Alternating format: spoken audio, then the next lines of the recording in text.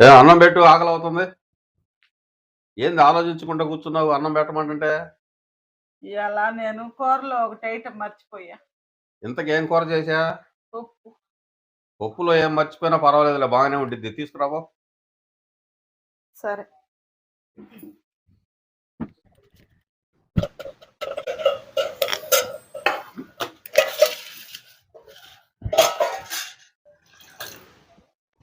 ఏంది ఇది ఇట్టుంది?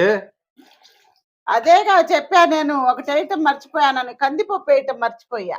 తిరగమ్మ అది కూడా వేసావు, కందిపప్పు వేయడం మర్చిపోయావా? ఎట్టాగట్టా సరిపెట్టుకుంటారులే అని తాలింపు వేసా. అందుకే ఫోన్ చూస్తా వంట చేయొద్దంది. నా సాగు ఏదో నేను సత్తాలే, నేను తినలేను ఈ సూర్యునీళ్ళు.